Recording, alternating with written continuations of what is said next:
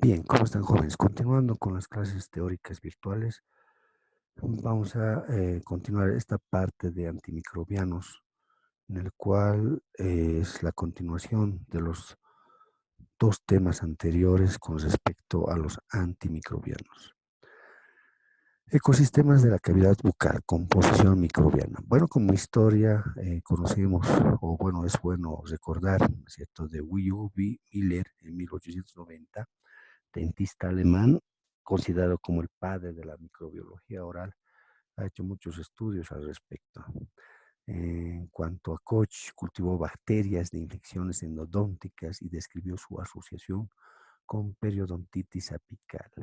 Posterior a estos dos investigadores, bueno, pues hay otros investigadores en el cual han tratado, ¿no es cierto?, exclusivamente esto de los estudios de los antimicrobianos en la cavidad oral. Bien, gérmenes en la boca.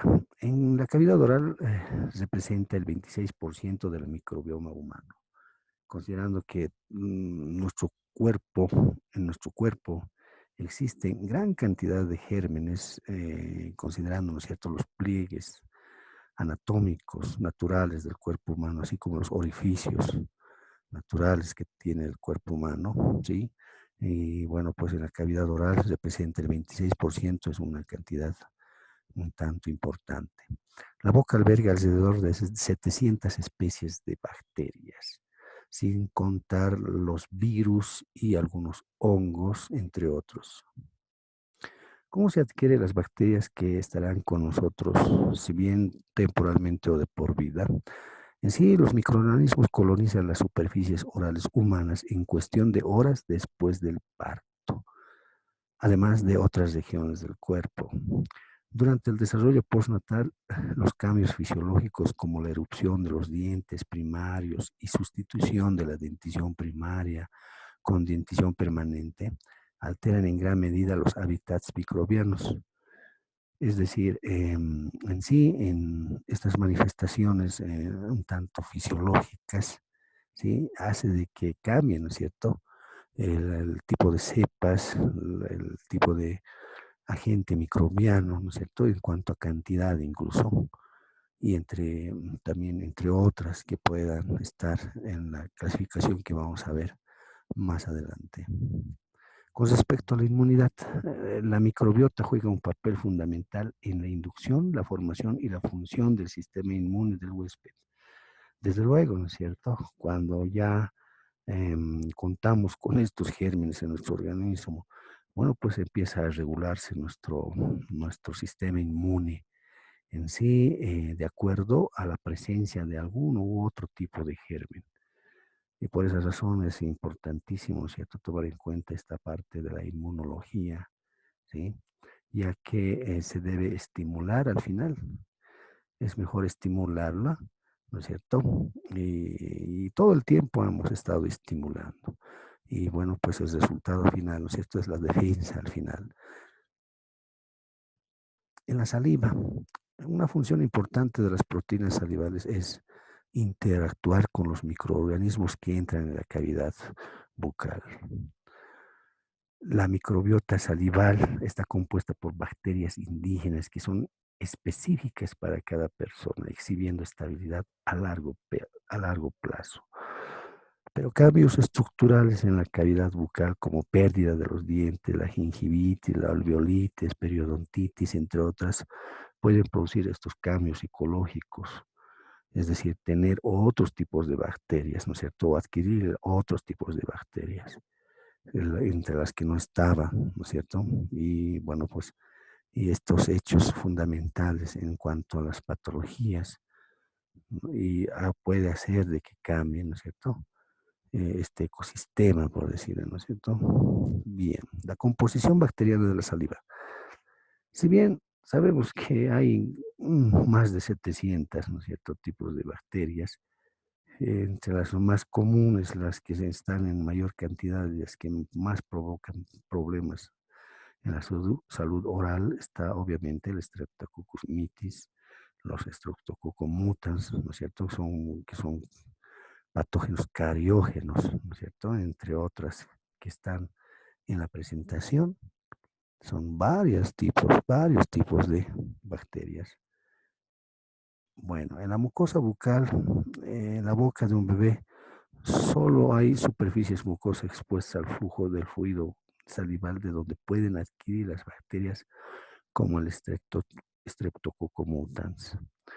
En sí, la microbiota de la mucosa bucal está constituida, salvo en las encías y los labios, casi exclusivamente por cocos gram positivos anaerobios facultativos y en especial por el Streptococcus viridans. Los labios, al representar unas zonas de transición entre la piel y las mucosas, están colonizadas por una microbiota cutánea, como en este caso la Streptococcus epidermidis. Bien, a diferencia de las superficies de desprendimiento del epitelio bucal, las superficies de los dientes son las únicas superficies que no se descaman en la cavidad bucal. Las superficies dentarias facilitan un lugar de anclaje estable para el desarrollo de la biopelícula a largo plazo, que al final puede dar problemas.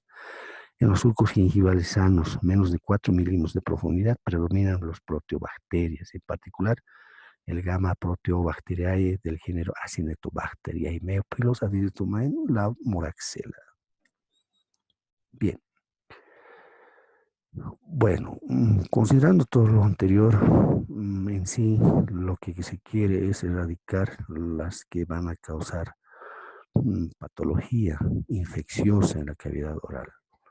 Sin embargo, sabemos que si bien se va a hacer un tratamiento antimicrobiano, obviamente, ¿no es cierto?, no las va a erradicar en su totalidad.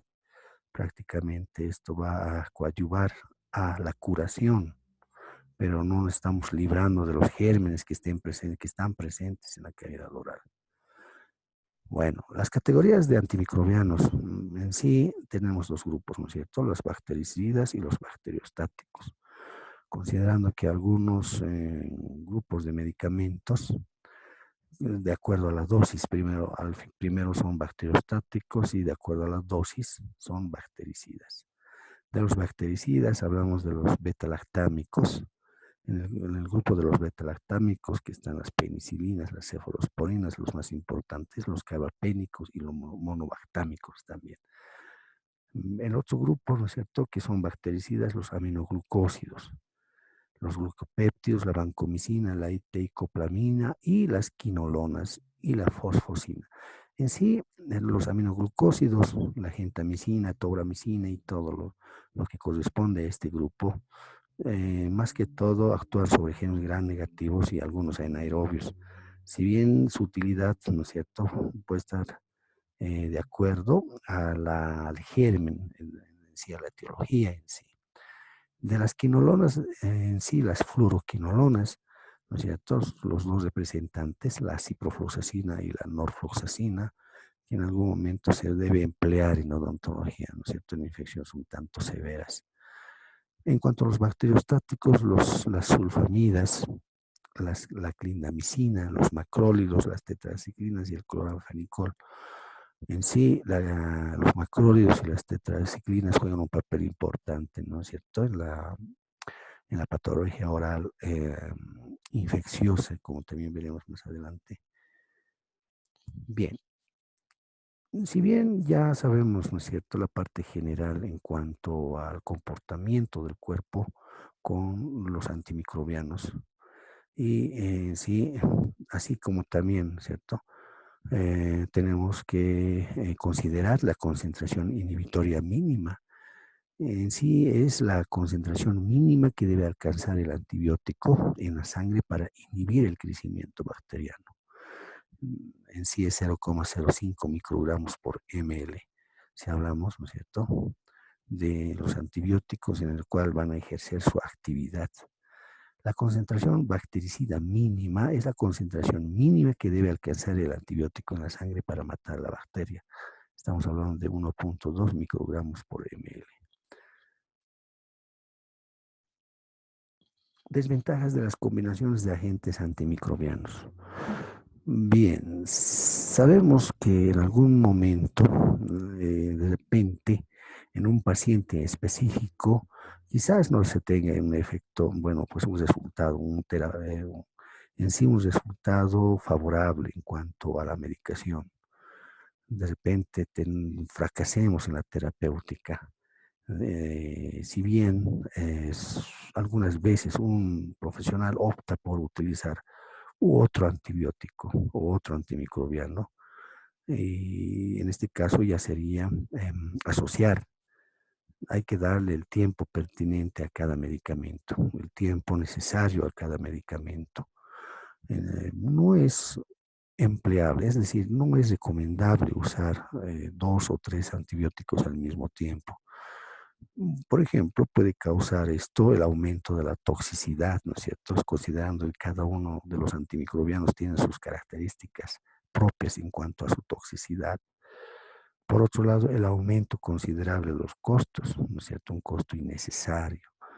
Y también la posibilidad de establecer una selección innecesaria y de efectividad no demostrada.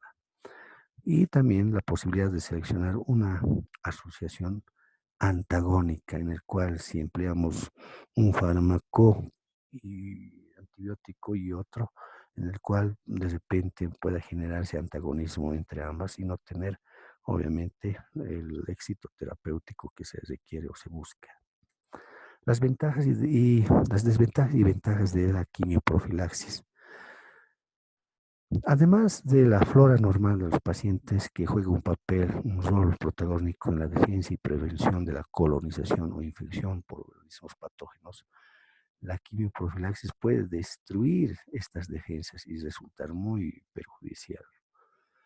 Por otro lado, son ejemplos satisfactorios de esta práctica del uso de la penicilina G para prevenir cierta infección, por ejemplo, el estreptococo del grupo A, o el uso intermitente de trimetopin y sulfamethoxazol en las infecciones urinarias recurrentes causadas por Escherichia coli, por ejemplo.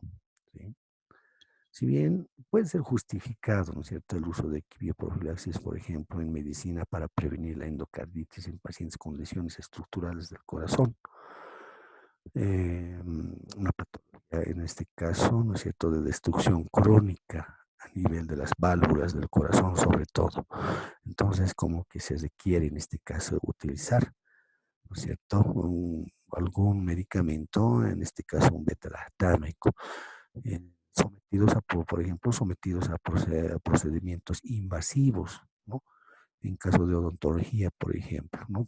En los procedimientos invasivos en el cual es una puerta de entrada para estos gérmenes que van a ir, ¿no es cierto?, a causar problemas al corazón. Se debe nomás emplear la quimioprofilaxis para evitar, ¿no es cierto?, que pueda llegar a este órgano.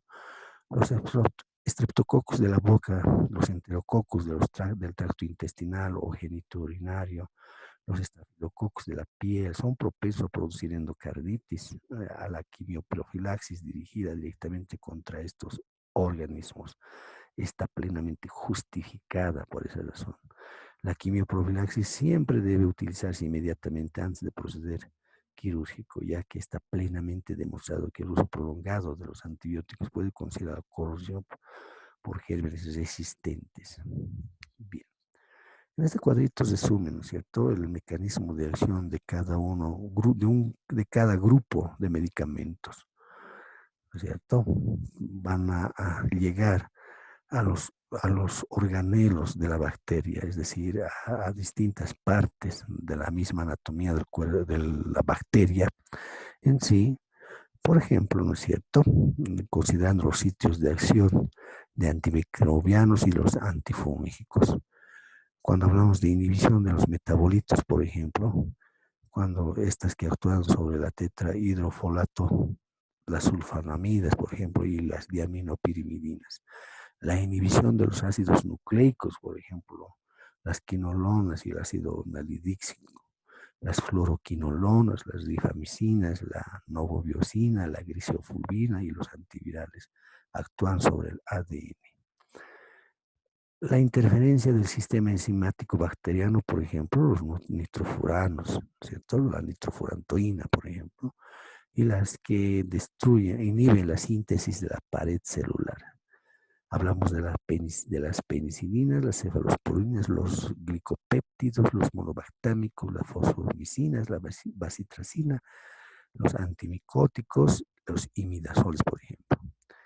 La inhibición de la síntesis proteica del ribosoma, ¿no es cierto? De acuerdo al ribosoma 50 o 30, por ejemplo, cuando se trata de inhibición de la fracción 50, lo hacen los macrólidos, las lincosamidas, las oxazolidinonas también.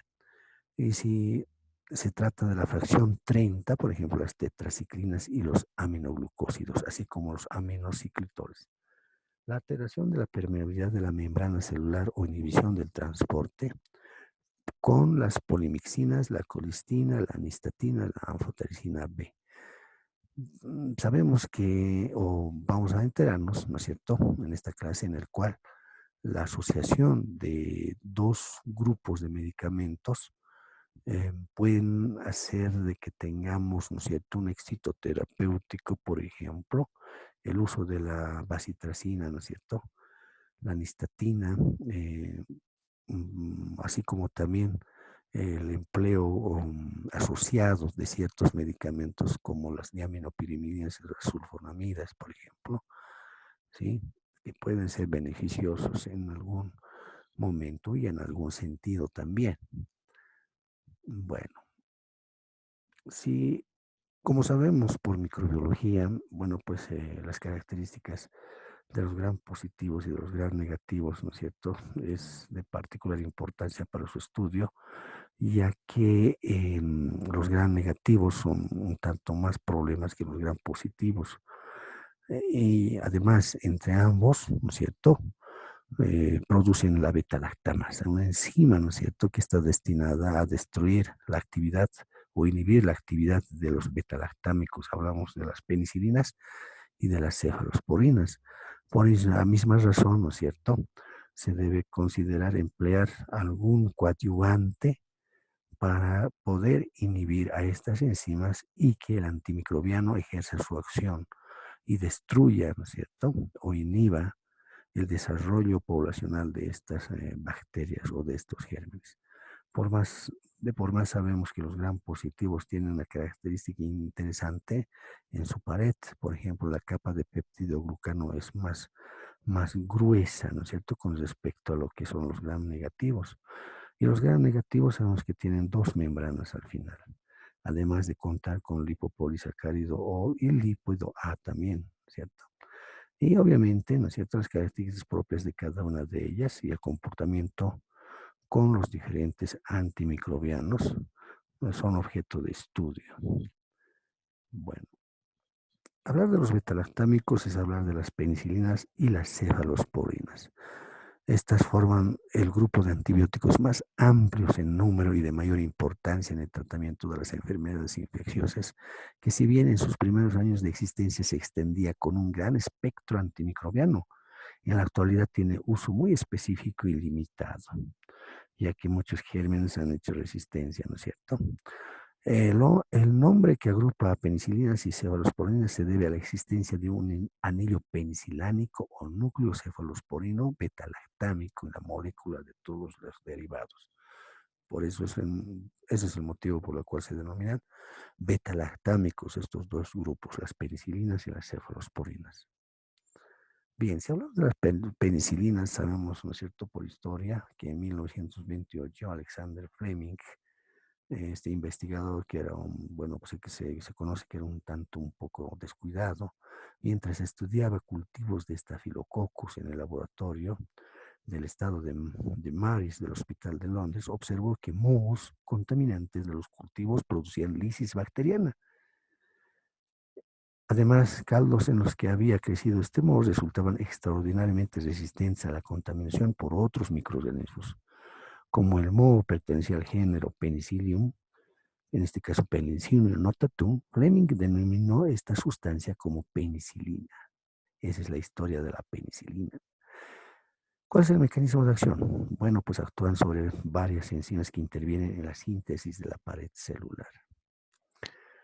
Bueno, la clasificación del grupo de las penicilinas que vemos, ¿no es cierto?, en la presentación, estamos hablando de las naturales, ¿sí?, en el cual constituye la penicilina G, benzatínica, la procaínica, la sódica y la potásica.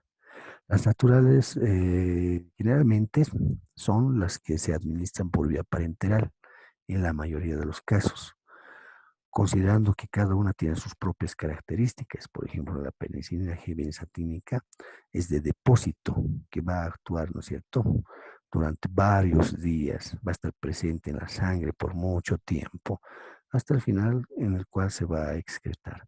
Mientras que la procaínica va a estar de días, ¿no es cierto?, hasta la semana, así como también la sódica, que tiene su propia característica, como la potásica, en el cual su acción, ¿no es cierto?, es un tanto más rápida, pero así también desaparece, ¿no es cierto?, el tiempo de su acción. Es decir, van a estar por muy poco tiempo circulando en el organismo.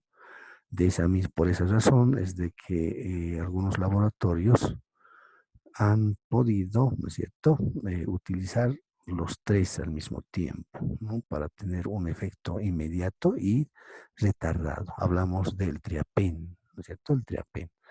Hablamos de la benzatínica, la progeínica y cualquiera de las dos, sódica o potásica.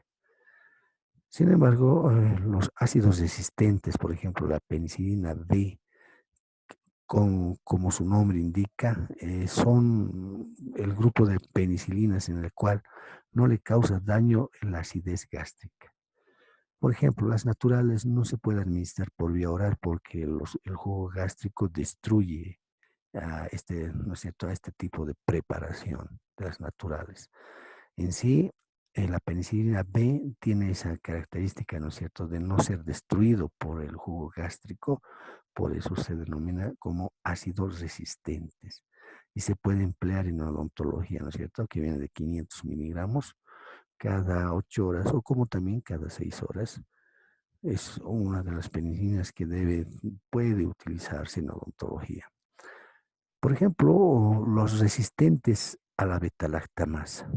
Es decir, si bien en este grupo los dos más importantes, la dicloxaxilina y la cloxaxilina, que vienen por vía oral de 500 miligramos, se puede emplear, ¿no es cierto? En el caso de que si un germen, ¿no es cierto?, ha desarrollado, ¿no es cierto?, resistencia ante este grupo de medicamentos, pero estas, ¿no es cierto?, todavía pueden actuar porque son resistentes a la beta-lactamasa, la enzima que produce una bacteria para poder defenderse, ¿no es cierto? No hay que excluir la oxaxilina también. En cuanto a las aminopenicilinas, la ampicilina y la amoxicilina son también las más empleadas, ¿no es cierto? Por ejemplo, la ampicilina se emplea asociado a la gentamicina en pacientes pediátricos hospitalizados, en la sepsis también. Bueno, pues la amoxicilina es la más popular, la más conocida, que se emplea en varios, ¿no es cierto?, enfermedades infecciosas, sobre todo que actúan sobre los gérmenes gram positivos, ¿no es cierto? Y algunos gram negativos también, pero desgraciadamente no sé, hace de que, bueno, pues el empleo por el tiempo y por la frecuencia de empleo de este medicamento, bueno, varios gérmenes hicieron ya resistencia a este medicamento. Se debe recurrir entonces, ¿no es cierto?, a estrategias en el cual se puede asociar con algún grupo de los medicamentos denominados inhibidores de la beta-lactamasa. Los de amplio espectro, la ticarcilina, la piperacilina, puede que no se consigan en las farmacias, ¿sí? De repente hay que importarlas, por ejemplo, ¿cierto?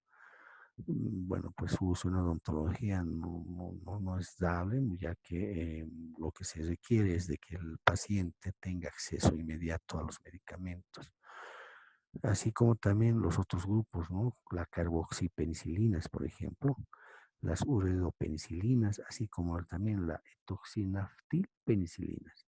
En cuanto a los monobactámicos, la estronam, ¿no es cierto?, están reservados para ciertos tipos de sepsis. Los carbapenems, por ejemplo, el imipenem, se emplea en hospitales, ¿no es cierto?, teniendo en cuenta, ¿no?, la etiología, ¿no es cierto? Los inhibidores de la beta-lactamasa, por ejemplo, el ácido clavulánico y el sulbactam, son las que se puede asociar al grupo de los aminopenicilinas, es decir, a la amoxi y la ampicilina. Amoxi con ácido clavulánico y la ampicilina con sulbactam, así también como con cualquiera de ellas el tazobactam. Bien, en cuanto a las cefalosporinas, tenemos, ¿no?, la primera generación, la segunda, la tercera y la cuarta generación. Entre estas, la cefixima y la ceftriaxona se puede emplear. ¿Sí? Sin embargo, cualquiera se puede emplear en infecciones, pero más que todo se tiene más experiencia en odontología con la cefixima y la ceftriaxona. Sin embargo, algún profesional de repente esté empleando y tenga éxito terapéutico con alguna que está, ¿no es cierto?, en la primera generación o tal vez en la cuarta generación. No todas se puede conseguir en las farmacias. Las que he mencionado sí se puede conseguir. Eso también se debe tomar en cuenta para que tenga un, ¿no es cierto?, un fácil acceso a estos medicamentos el paciente. Algunos de estos medicamentos son exclusivamente por vía parenteral, como por ejemplo la ceftriaxona, la cefixima, por ejemplo, por vía oral. Es más cómodo por vía oral.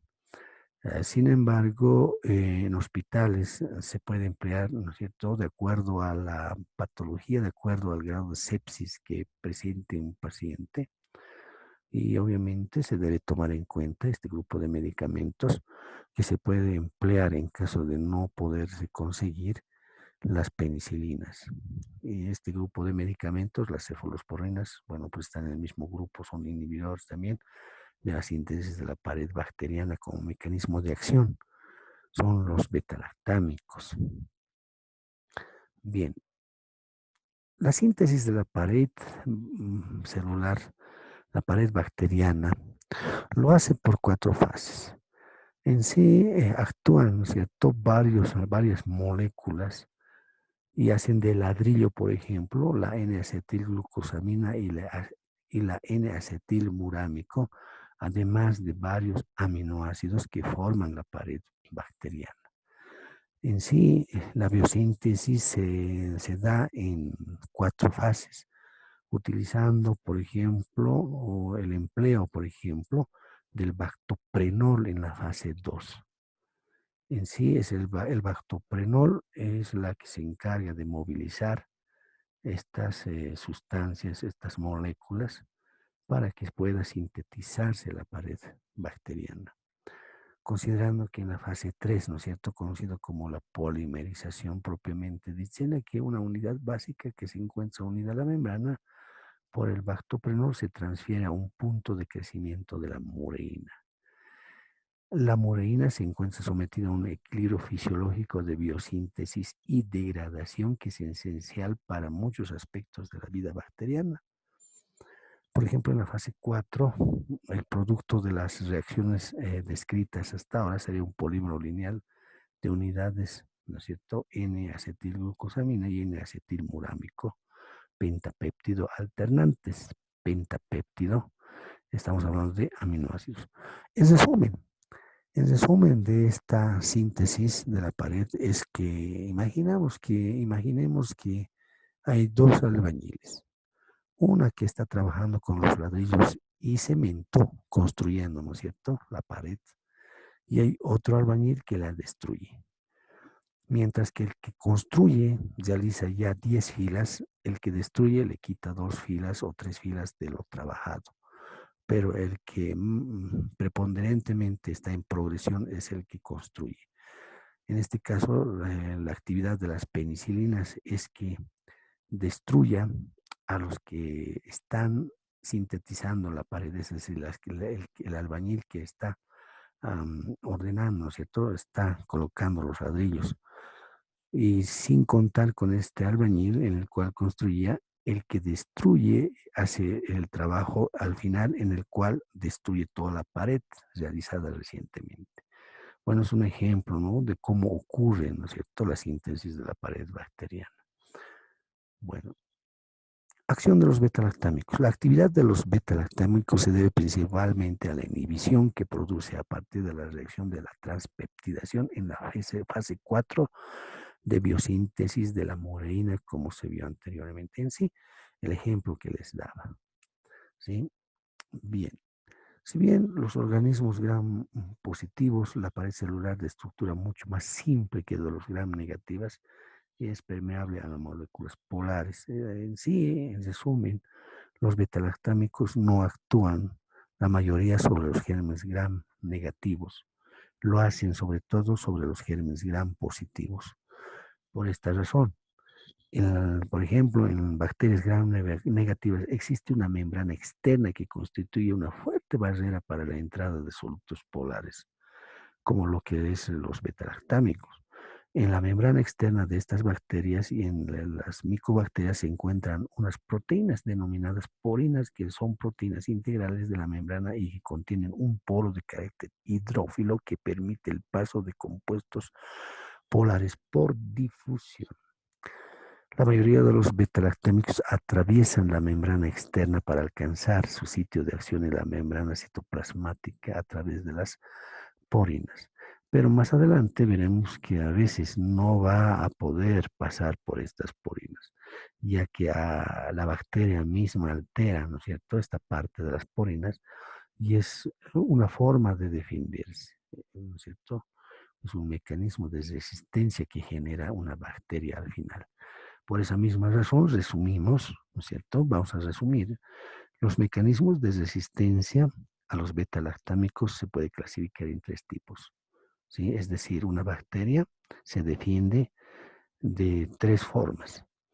Uno, por el bloqueo de transporte, otra por la modificación de los sitios de acción y otra, producción de las beta-lactamasas. ¿Cómo ocurre esto? Por ejemplo, el bloqueo de transporte. Los betalactámicos deben alcanzar sus puntos de fijación ya denominados PBP que se encuentran en la bacteria, en la cara externa de la membrana citoplasmática, lo que se consigue fácilmente en las bacterias gram positivos y por difusión a través de las porinas en las gram negativas. La pérdida de las porinas constituye un mecanismo inespecífico de resistencia, como les decía anteriormente. La modificación de los sitios de acción, por ejemplo, por otro lado, ya se ha descrito como el sitio de acción de los betalactámicos es un grupo de proteínas con actividad en la biosíntesis de mureína, que se denomina PBP. Un mecanismo habitual de resistencia en estos antibióticos, frecuentemente en bacterias gram positivos, es la producción de estas proteínas con una afinidad disminuida a los betalactámicos, es decir, que ya bueno, se altera estos receptores que tienen, ¿no es cierto?, a las penicilinas, la PBP, que las esperaba, ¿no es cierto?, dentro de la bacteria. Entonces ya no tienen esa afinidad, por ende, los betalactémicos no van a actuar como se esperaba. Pero el más importante es la producción de las betalactamasas. Es la más importante de las dos anteriores, ya que las bacterias pueden sintetizar esta enzima que destruye a los betalactámicos. Bueno, a ver, aunque se considere en tercer lugar, la producción de la beta-lactamasa por las bacterias es el mecanismo más importante de resistencia a los beta-lactámicos. La beta-lactamasa son enzimas que hidrolizan el anillo beta-lactámico de estos antibióticos y los convierten en compuestos biológicamente inactivos. Mucho no olvidarse que esta enzima, ¿no es cierto?, producida por la bacteria es la más importante en cuanto a su defensa que tiene la bacteria ante este grupo de medicamentos, los betalactámicos. Hablamos de las penicilinas y de las cefalosporinas. La farmacocinética de las penicilinas, ¿no es cierto?, en cuanto a la absorción, aunque los betalactámicos en general deben administrarse por vía parenteral, hay que destacar la buena absorción por vía oral que se ha logrado para algunos derivados, por ejemplo, la penicilina B, como les decía anteriormente, así como los aminopenicilinas, la amoxicilina, la cloxacilina, como, bueno, pues resistentes a la beta-lactamasa, ¿no es cierto? Y el cefaclor también, en cuanto a este último, del grupo de las cefalosporinas. En cuanto a la distribución, favorece la difusión tisular. La distribución es muy buena, en general alcanzándose concentraciones adecuadas en el líquido pleural, pericárdico, líquido sinovial, etc. El paso al sistema nervioso central, sin embargo, es un tanto escaso en condiciones normales, pero la inflamación meningia hace posible la utilización de penicilinas en el tratamiento de infecciones a ese nivel. Con respecto a las cefalosporinas, solo alcanzan concentraciones significativas en líquido cefalorraquídeo, por ejemplo, la sulfuroxima, la cefotaxima y la ceftriaxona y la ceftazidima. En cuanto a metabolismo y excreción, en su mayoría son eliminados por orina sin metabolizar o poco metabolizados. En sí, en cuanto a la excreción renal de las, decíamos, con respecto a las cefalosporinas, solo alcanzan concentraciones significativas en el líquido cefalorraquídeo, por ejemplo, la cefuroxima, la cefotaxima, la ceftriaxona y la ceftazidima. En cuanto al metabolismo y excreción, en su mayoría son eliminados por orina sin metabolizar o poco metabolizados. La excreción renal de las penicilinas se produce por procesos de filtración y de secreción tubular activa, mientras que en el caso de las cefalosporinas, la secreción tubular es más variable para los distintos derivados. En cuanto a las reacciones adversas de las penicilinas, bueno, pues son antibióticos muy bien tolerados en general. Sin embargo, se ha descrito numerosos efectos secundarios, tanto para las penicilinas como las cefalosporinas. El efecto adverso más importante lo constituyen las reacciones de hipersensibilidad. Sí, estamos hablando de las alergias prácticamente, de aparición inmediata, puede aparecer de 2 a 30 minutos, ¿no es cierto? La acelerada de 1 a 72 horas o tardías mayor a 72 horas y de gravedad variable. No confiarse, ¿no es cierto?, de hacer una prueba en la cual de repente no va a haber reacción y posteriormente recién haya la reacción. Por eso es necesario que tengan una buena anamnesis para evitar, ¿no es cierto?, estas intercurrencias, estas circunstancias que puede ser muy perjudicial. Bueno, pues en cuanto a la gravedad es variable desde erupciones cutáneas hasta una reacción anafiláctica inmediata a su inyección. Su incidencia es del 1.5%, incluyendo desde las formas más leves hasta las más graves. Sin embargo, las reacciones anafilácticas solo aparecen el 0.2% de los pacientes, siendo mortales el 0.001% de los casos. Es importante tener en cuenta estos datos para investigar mediante un interrogatorio cuidadoso, anamnesis, la veracidad de una probable alergia a la penicilina denunciada por un elevado porcentaje de pacientes. Otras reacciones adversas son alteraciones hematológicas, por ejemplo, la anemia, la neutropenia y alteraciones de la función de las plaquetas. Debe hacerse prueba conjuntival o dérmica instalando el fármaco para ver las reacciones si la hay. Dosis. Hablamos de las dosis que pueden ser muy variables entre uno u otro paciente, ¿no es cierto? Pero, por ejemplo, la penicilínica benzatínica se puede emplear desde 600.000 a 1.200.000 y de 2.400.000 unidades internacionales en dosis pediátricas. Resulta ser beneficioso 50.000 unidades por kilogramo peso como dosis única.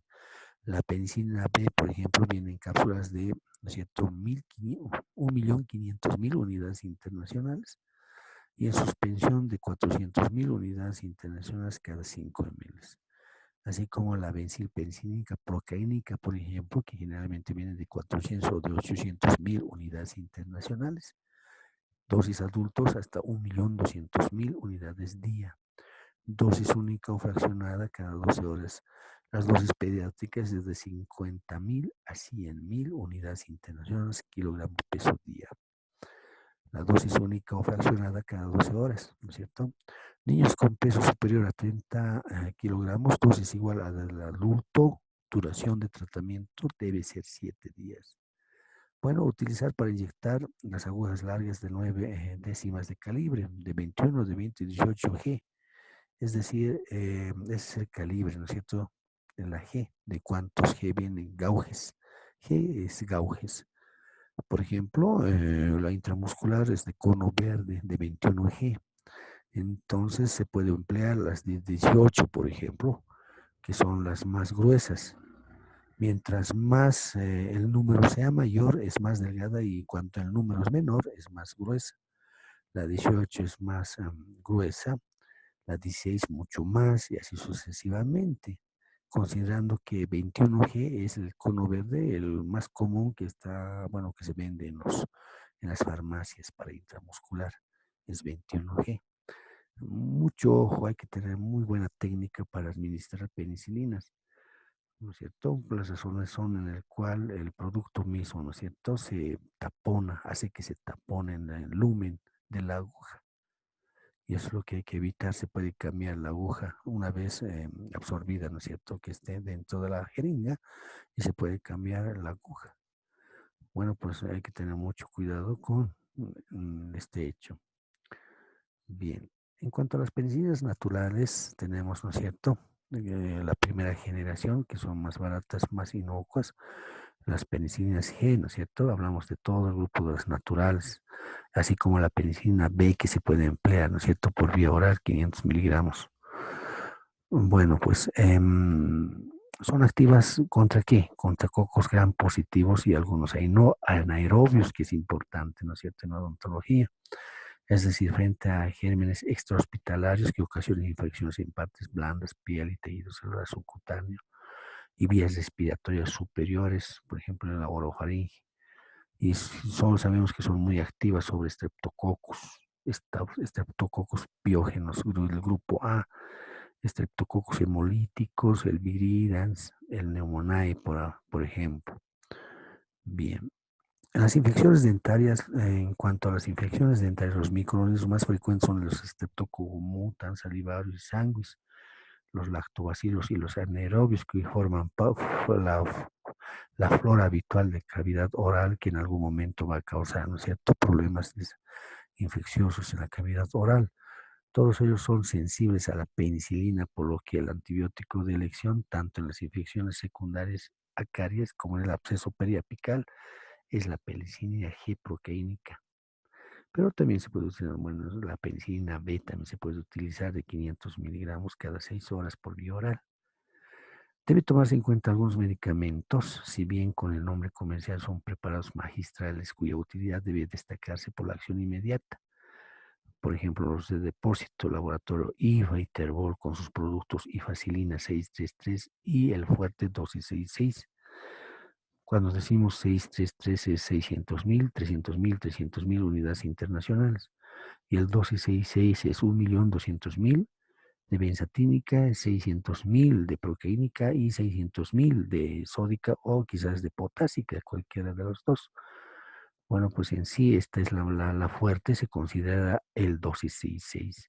Eso quiere decir que se está empleando, ¿no es cierto?, la benzatínica, la proteínica o quizás la sódica y la potásica, cualquiera de los dos. En el embarazo puede emplearse, en la lactancia también puede emplearse. La amoxicilina, bueno, pues tiene mejor tolerancia y facilidad de administración, eso ya lo conocemos. Se utiliza en infecciones bacterianas de las vías aéreas superiores, por ejemplo, las faringitis, las estreptocócicas, por ejemplo, en la otitis media, la sinusitis aguda bacteriana y también en las vías respiratorias bajas, por ejemplo, en las neumonías. Así como también se puede utilizar en infecciones urinarias. Pero sabemos que hay otros medicamentos mucho mejores, ¿no es cierto?, cuando las infecciones son a este nivel. Bueno, pues es una buena alternativa para las reactivaciones de las enfermedades pulmonares obstructivas crónicas, por ejemplo. Además, es el medicamento de elección en las profilaxis, en las endocarditis asociada a procedimientos dentales de la vía aérea y esofágica. Dosis en el adulto, 500 miligramos cada 8 horas. En infecciones severas puede administrarse el doble de la dosis, es decir, 1 gramo. ¿Sí? En los niños de peso menor de 20 kilos, 20 miligramos kilogramos día y mayores a 20 kilogramos, 40 miligramos kilopeso día cada 8 horas. Considerar que se debe emplear no solo, se debe emplear con el ácido clavulánico este medicamento. En cuanto a las formas medicamentosas, vienen cápsulas, viene suspensión, también para inyección para vía parenteral. Duración de tratamiento de 7 a 14 días, no menos. Ese es el problema, la duración del tratamiento. Efectos adversos muy escasos, ¿no es cierto? Y si las existen de forma muy leve, puede existir náuseas, vómitos, dolor abdominal, distensión abdominal y la colitis pseudomembranosa, muy raramente. Precauciones. bueno, pues historia de alergia en general, ¿no es cierto? O también en enfermedades de colitis o enteritis o la mononucleosis. En insuficiencia renal, mucho ojo, hay que tener mucho cuidado en la insuficiencia, ya que este medicamento se excreta por vía renal. El rash cutáneo es frecuente, ¿no es cierto?, en algunas personas, ¿no es cierto? La amoxicilina está asociada a intolerancia gástrica con náuseas o vómitos. El resto de los efectos adversos coinciden con las de las penicilinas en sí, ya que está en ese mismo grupo. Las interacciones, el allopurinol, por ejemplo, y otros antibióticos bacteriostáticos. Está contraindicado en pacientes que tienen alergia a los betalactámicos. Mucho ojo con esto. La ampicilina, indicaciones, puede usarse en el tratamiento de infecciones documentadas del tracto urinario, tracto biliar, sin obstrucción y en el aparato respiratorio cuando se requiera la vía endovenosa. Es el medicamento de elección para el tratamiento de las meningitis por listeria, entre otras. ¿Sí? Es la que se puede asociar con la gentamicina, como les decía al principio, en hospitales. La dosis vía intravenosa, 500 miligramos cada 6 horas. ¿Sí? En meningitis, 12 gramos diarios. ¿No es cierto? Se puede utilizar grandes dosis de este medicamento. En niños menores de 20 kilos, 100 a 200 miligramos kilo peso día. Bueno, en cuanto a los inhibidores de la beta-lactamasa, hablamos del ácido clavulánico, ¿no es cierto? Son compuestos de estructura química análoga a los betalactámicos, lo que explica el hecho de que se comporten como inhibidores competitivos de ciertas betalactamasas mediadas por plásmidos o por cromosomas. Estos fármacos carecen de actividad antibacteriana propia, es decir, los inhibidores de la beta-lactamasa, si se administra sola, no tiene ninguna actividad antimicrobiana. La bacteria va a estar viva, no le va a causar ninguna molestia a la bacteria este medicamento si se utiliza sola. Lo único que va a hacer es disminuir o inhibir la actividad de la beta-lactamasa o que no se sintetice beta-lactamasa. Y bueno, pues es la utilidad, ¿no es cierto? Esto último lo que les dije, y si acompañamos con el que le va a destruir en sí, el que va a inhibir, ¿no es cierto?, la síntesis de su pared, va a ser las penicilinas. En este caso, el grupo de los aminopenicilinas. Hablamos de la amoxicilina y la ampicilina exclusivamente. Bien. Esta combinación es muy interesante y esta es la que se debe emplear. Mucho ojo en la actualidad para tener éxito terapéutico.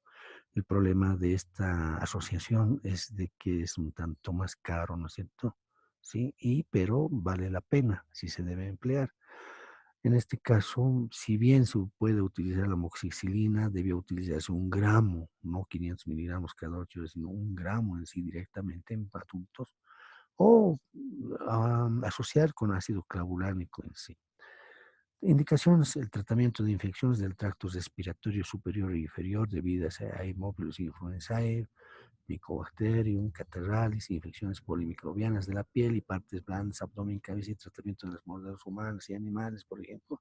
Su empleo es múltiple, pero en odontología es útil siempre y cuando se emplee con el ácido clavulánico, ¿sí? Porque hay muchos gérmenes susceptibles a este medicamento semisintético, no es natural.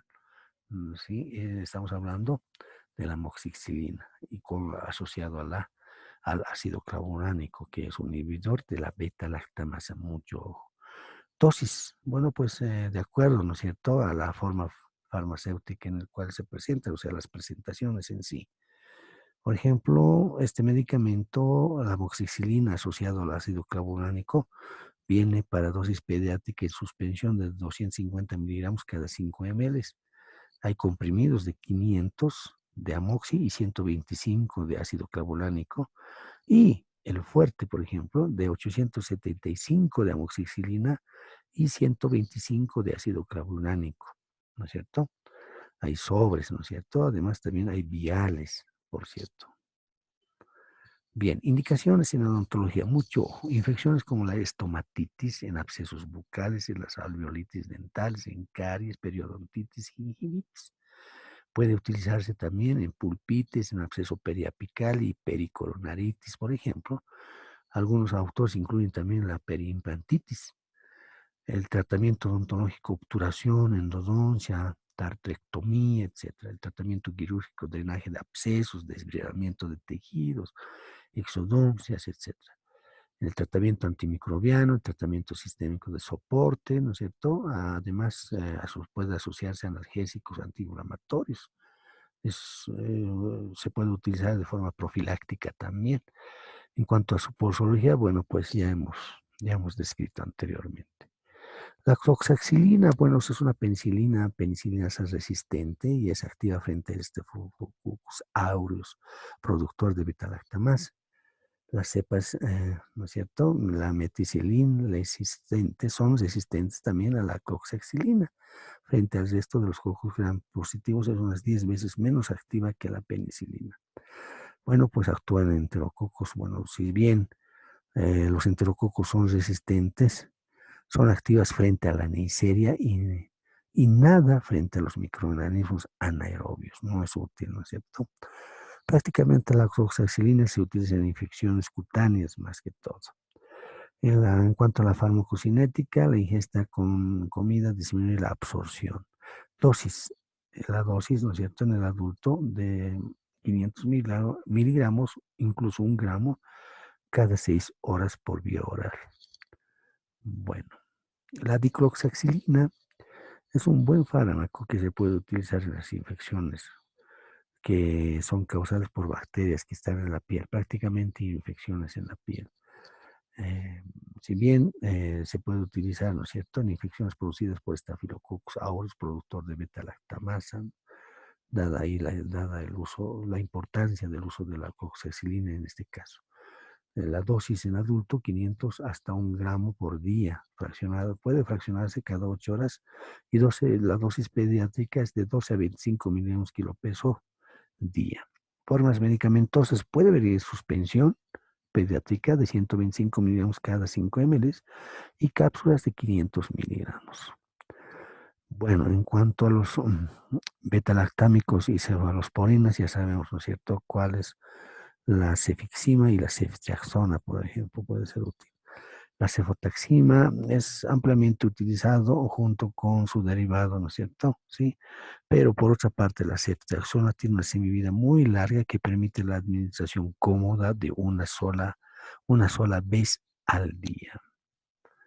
Bien, la cefixima, que viene en cápsulas de 400 miligramos y en suspensión de 100 miligramos cada ml, incluso de 8, se debe administrar de 8 miligramos kilopeso día cada 24 horas. Es decir, este medicamento viene en en esa concentración y esas son las dosificaciones. Y está indicado la cefixima, que está en el grupo de las cefalosporinas, en infecciones como las estomatitis, en los abscesos bucales, en los alveolitis dentales, caries, periodontitis y gingivitis, así como la pulpitis, absceso periapical y pericoronaritis, y algunos otros incluyen también la periimplantitis, tratamiento odontológico, obturación, endodoncia, tartrectomía, etc.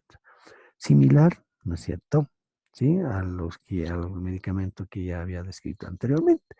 En cuanto a los macrólidos de acción corta, la eritromicina, la roxitromicina y la claritromicina, y de acción intermedia, la acitromicina. La eritromicina, en sí, la eritromicina se puede emplear, ¿no es cierto?, en infecciones orales en el cual el sujeto presente alergia a las penicilinas. Es una buena opción los macrólidos. Pero considerar de que los macrólidos son hepatotóxicos, hay que tener mucho cuidado, ¿no es cierto?, en las ictericias, ¿no es cierto?, causadas por diferente etiología. Si bien la eritromicina viene de 500 miligramos, pero también viene en suspensión, suspensión pediátrica. Es decir, la eritromicina de 500 miligramos se debe administrar cada 6 horas obligatoriamente, no es cada 8 horas. Es un buen medicamento la eritromicina. Ya también, ¿no es cierto?, la popularidad que tiene la acitromicina en este tiempo es un muy buen antimicrobiano empleado en procesos pulmonares, por ejemplo, bacteriemias pulmonares. En cuanto a la farmacodinámica y mecanismo de acción, son fármacos con acción bacteriostática dependiendo de la dosis. Como les decía al principio, ¿no es cierto?, puede ser bactericida también. Los macrólidos inhiben la síntesis de proteínas de las bacterias por unirse al sitio P de la subunidad 50S del ribosoma bacteriano. Actualmente se acepta que los macrólidos del grupo de la eritromicina bloquean el proceso de translocación del peptidil ARN transmisor en el ribosoma. La proteína L27, por ejemplo, que es el lugar de fijación para los macrólidos del grupo de la espiramicina. Ambas proteínas forman parte de la compleja estructura de la subunidad 50S del ribosoma. ¿Sí? Bien, inhiben la síntesis de proteínas a nivel del 50S. Bacterias susceptibles, aerobios, gran positivos. La eritromicina es activa contra estreptococos del grupo A, B, C y G del Lancifeld, así como el Streptococcus pneumoniae. Es un antibiótico alternativo para estos gérmenes. El Staphylococcus aureus es susceptible, pero puede desarrollar resistencia intratratamiento. La eritromicina es una droga de elección para el Corynebacterium diphtheriae, por ejemplo, es un agente alternativo para el Bacillus anthracis, por ejemplo, para el anthrax. Bueno, pues sí, en las faringitis bacterianas se puede utilizar, ¿no es cierto? Este grupo de medicamentos que es muy efectivo. Dosis, la eritromicina por vía oral, preferiblemente en ayunas, 500 miligramos cada 6 horas. En los niños de 30 a 50 mililitros kilopeso días, repartidos en 4 tomas diarias. Presentaciones vienen comprimidos de 500 miligramos, pero puede venir también en suspensión de 250 miligramos cada 5 ml, dosis para pediatría, ¿no es cierto? Que se administra por vía oral. Su tratamiento no debe ser menor de 10 días, ese es el problema. No se cumple esto. Bueno, pues en cuanto a los anaerobios, la eritromicina tiene actividad contra algunas especies de anaerobios y gram negativos, pero las cepas de los bacterios frágiles son usualmente resistentes, dada la importancia, ¿no es cierto?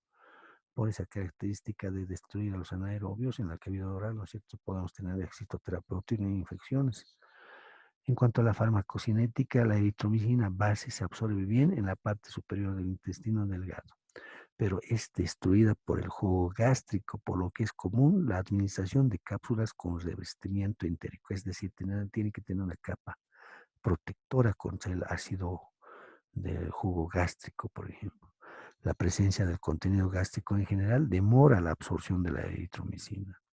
El estearato y el succinato son ácidos resistentes y se absorben adecuadamente por vía oral, particularmente si se administra con el estómago vacío, preferentemente 1 hora antes de las comidas. El estolato es menos susceptible a la degradación ácida y como consecuencia se absorbe mejor, es decir, se debe recetar estolato de eritromicina para evitar la destrucción, ¿no es cierto?, por el ácido gástrico, es decir, por el jugo gástrico, aunque su administración no se recomienda, sobre todo en tratamientos prolongados debido a mayor riesgo de hepatotoxicidad. Ese es el problema. En cuanto a la claritromicina, tiene mejor biodisponibilidad oral con menores efectos adversos gastrointestinales, con una vida media más prolongada y un mayor espectro antimicrobiano comparada a la eritromicina. Dosis, vía oral, adultos 500 miligramos cada 24 horas. Qué cómodo, es muy cómodo este medicamento y se puede utilizar la claritromicina por este hecho. Niños, peso menor a 8 kilogramos, 7.5 miligramos kilo peso cada 12 horas. Formas medicamentosas, ¿en qué presentaciones vienen? Comprimidos de 250 y de 500 miligramos, así como también suspensión de 250 miligramos cada 5 ml.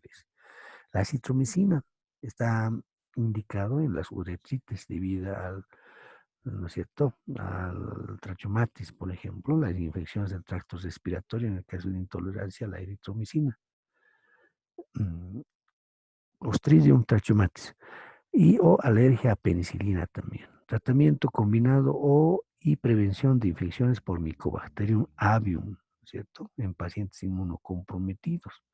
Dosis, vía oral, adultos 500 miligramos por día, el primer día y luego 250 miligramos por 3 días. Niños de 15 a 25 kilogramos, 200 miligramos día por 3 días. Formas medicamentosas o presentación. Vienen cápsulas y tabletas de 250 y 500 miligramos, así como también viene suspensión de 200 miligramos cada 5 ml. En cuanto a farmacocinética, tiene buena disponibilidad oral, debe alejarse de las comidas, no debe ingerirse junto con sales de magnesio o aluminio. Tiene una vida muy larga, lo que permite tratamientos cortos. Existe actividad antibacteriana por 15 días una vez que ya ha terminado el tratamiento. La actividad antimicrobiana es similar a la claritromicina, aunque tiene menor actividad frente a gérmenes gram positivos y algo mejor sobre gram negativos, incluyendo a la Haemophilus influenzae, por ejemplo. ¿Sí? Precauciones en el embarazo y en la insuficiencia renal. Hay que tener mucho cuidado en estos casos. Efectos adversos, alteraciones gastrointestinales, que son más comunes. Raramente se ha reportado alergia grave y síntomas del sistema nervioso central, pero en la sangre, neutropenia, trombocitopenia y agranulocitosis puede causar también. La roxitromicina está indicado en odontología y las alveolitis en abscesos periapicales y gingivitis bacteriana, piorreas en profilaxis también es útil. Vienen comprimidos de 300 miligramos, se toman cada 24 horas, y como la citromicina y la claritromicina son profilácticos en odontología. Debíamos abrirnos, ¿no es cierto? Habrá que abrirse, ¿no es cierto?, el empleo de estos medicamentos, ya que en otras universidades como la UNAM están utilizando, ¿no es cierto?, la roxitromicina. Los macrólidos para el acné, bueno, pues en sí hay que considerar la farmacología de la piel. Por ejemplo, la eritromicina es muy bueno para el acné, ¿sí? Siempre y cuando, ¿no es cierto?, se deba diagnosticar, ¿cierto?, la etiología por el cual uno tiene acné. En este caso, hay presentaciones en crema, ¿no es cierto?, en lociones también. Por ejemplo, el Retivaz, el Acitrón de 1 gramo cada 24 horas, en el cual hay que aplicarse como loción en caso de acné de esas severas, desde luego. Bien, bien, hasta aquí entonces esta parte de antimicrobianos. Muchas gracias por su atención, jóvenes, y continuamos más adelante con otros medicamentos de las mismas características.